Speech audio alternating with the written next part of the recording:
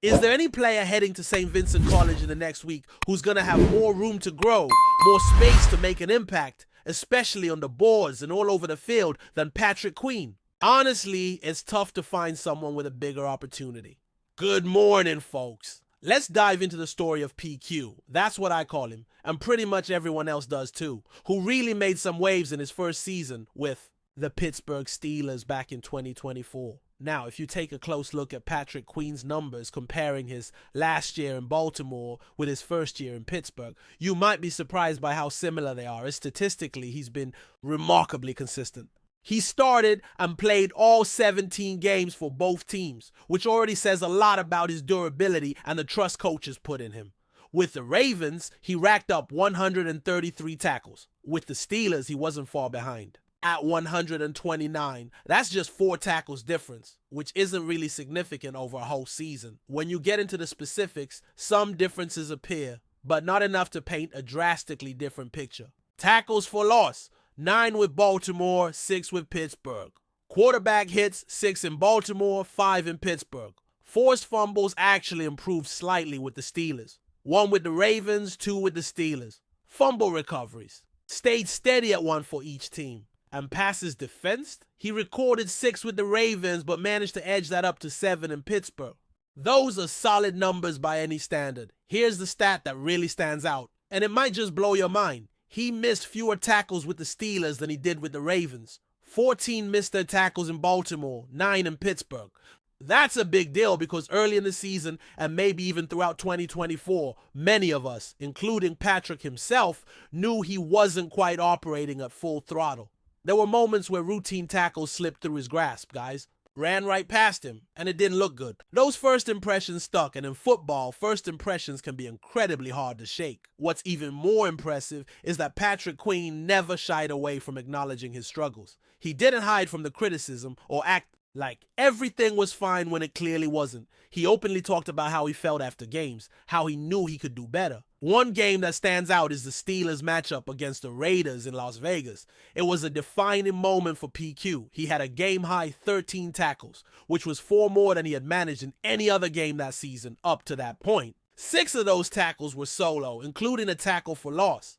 Watching him that day, he finally seemed comfortable within the defense, like he had found his rhythm. After the game, during a conversation, Patrick looked me straight in the eyes and said, "See, that's the one I've been waiting for." That honesty and self-awareness are rare, and it tells you how much work he put in mentally and physically. But then, as the season wore on, things got messy again. The defense struggled to stop anyone in the final stretch. The last 4 games plus the playoff game back in Baltimore. And watching his old teammate Roquan Smith perform consistently well for the Ravens only amplified the narrative that Patrick was only successful in Baltimore because of who he played alongside. That perception has become a weight for Patrick.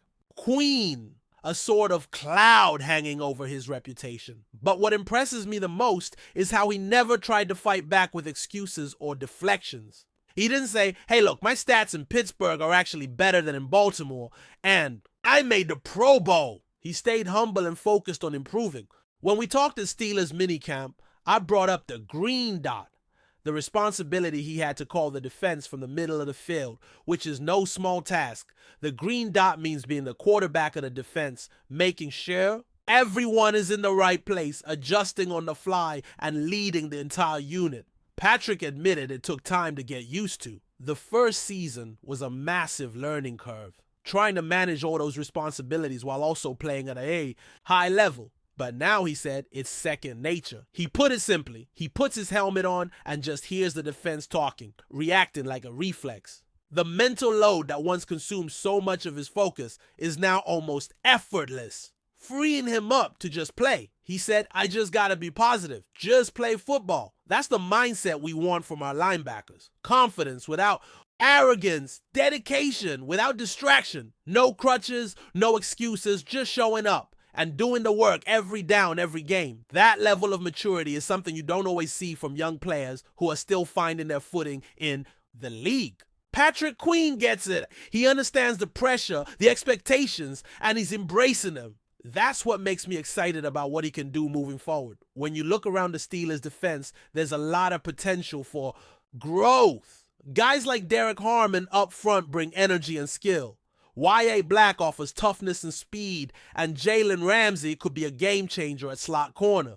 Adding a healthy Cole Holcomb who can cover sideline to sideline, and a second-year player like Peyton Wilson developing nicely, the defense is shaping up to be much stronger. All those pieces surrounding PQ could help elevate his play even more. Does he need to bounce back? Maybe. But it's not about proving anyone wrong. It's about fulfilling the potential that's always been there. I, for one, am excited to see what he does next. Now, switching gears a bit, there was a fan comment that caught my attention recently. It was more of a rebuttal than a question, but it brings up an important conversation about coaching and defensive schemes. The fan pushed back on my earlier comments about the Steelers' defensive coaching under Mike Tomlin and Terrell Austin. They reminded me that over the years, Pittsburgh has repeatedly had success against Lamar Jackson and the Ravens, who have one of the most dangerous quarterbacks and the most unconventional offenses in the NFL. It's true, the Steelers won 7 out of 8 matchups against Baltimore in a 4-year span. That's not luck or just raw talent. Other teams have tried to replicate the defensive schemes Pittsburgh used against the Ravens. When the coaches attempted a different approach in January, the Ravens took advantage and beat the Steelers. That suggests the original defense designed by Tomlin's staff was effective and innovative, and other teams recognize that. I appreciate the pushback because it reminds us all that coaching isn't just about the latest play call or scheme. It's about adaptability, preparation, and understanding opponents deeply. The Steelers' defensive coaching has shown resilience and success in that regard. Or even if some fans get frustrated with certain losses or stretches of poor performance. Could go on and on about this, but sometimes it's better to leave a conversation open and acknowledge the complexity of the subject. It's not about being right all the time. It's about learning, growing, and appreciating different perspectives. That's what keeps the conversation alive and keeps us all invested in the game. As we continue to unpack the story surrounding Patrick Queen and the Steelers' defense, it's important to dig a little deeper into what it means to be a linebacker in today's NFL, especially one who's shouldering as much responsibility as PQ has had to. Linebackers are no longer just the guys who stand in the middle and tackle runners. The game has evolved. Offenses have become more dynamic, and defensive players must be smarter, faster, and more versatile than ever before. For a young linebacker like Patrick Queen, well, that means his role goes beyond just physicality. It's a mental chess match every snap, and calling the defense, what we often call the green dot role, adds an entirely new layer of complexity. Imagine having to memorize a playbook so dense that it feels like learning a new language, then executing it in real time against some of the fastest, most cunning athletes on the planet. That's the daily challenge PQ faces. He's the general on the field, responsible not only for his own assignments, but for making sure every teammate is aligned, adjusting to offensive formations, and reacting to shifts before the snap.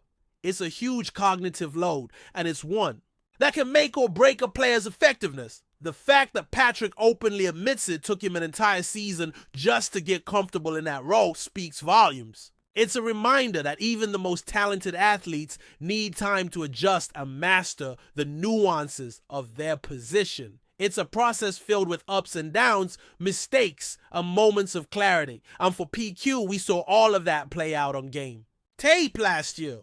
Early on, there were those missed tackles that we all noticed, runs that slipped through him, plays where he looked out of position or hesitant. Those moments can be brutal, especially for a linebacker who's supposed to be the backbone of the defense. But the story doesn't end there. By mid-season, especially in that Las Vegas game, PQ showed flashes of what he's truly capable of when he's in rhythm and confident. 13 tackles in one game isn't just a number. It's a statement that the kid is finding his stride, that he's learning how to marry instincts with preparation. But before we dive in, don't forget to subscribe to Steelers Nation Central and hit the like button on this video. Your support helps us keep bringing you the latest updates on the Pittsburgh Steelers. And don't forget to share your thoughts on the news in the comments below. In a stunning development that's sending shockwaves through the NFL, rumors are swirling that the Pittsburgh Steelers are making a blockbuster move to acquire star wide receiver DAVANTE Adams from the Los Angeles Rams. If true, this would mark one of the most explosive offseason trades in recent memory instantly transforming Pittsburgh's offense into a galactic attack powerhouse. Davante Adams, known for his elite route running, reliable hands, and ability to perform in clutch moments, has been one of the league's most feared receivers for years. His connection with quarterbacks has been nothing short of spectacular, and the prospect of him suiting up in the black and gold has fans and analysts buzzing with excitement. The Steelers, traditionally known for their tough defense and steady offensive approach, could be poised to enter a new era where their passing game commands attention across the league. While details remain scarce and nothing is officially confirmed, insiders suggest that the Steelers front office has been aggressively pursuing Adams, recognizing the transformative impact he could have on their squad.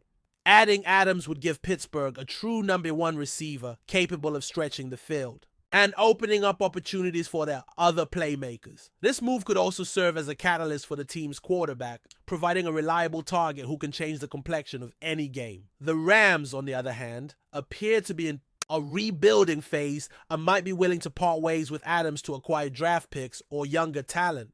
This potential trade hints at a shift in Los Angeles' strategy, signaling a possible shakeup in their roster construction. For Pittsburgh, the gamble is clear. Securing a superstar like Adams could finally push the team deep into playoff contention and beyond, reviving the franchise's championship aspirations. Fans of the Steelers are already imagining the possibilities. Adams lining up alongside rising stars, creating mismatches against some of the toughest defenses. The buzz around Heinz Field is palpable, with many wondering if this rumored trade will come to fruition and reshape the NFL landscape. Though the offseason is just beginning and speculation is rampant, the idea of Davante Adams joining the Steelers has injected a fresh wave of excitement into the league.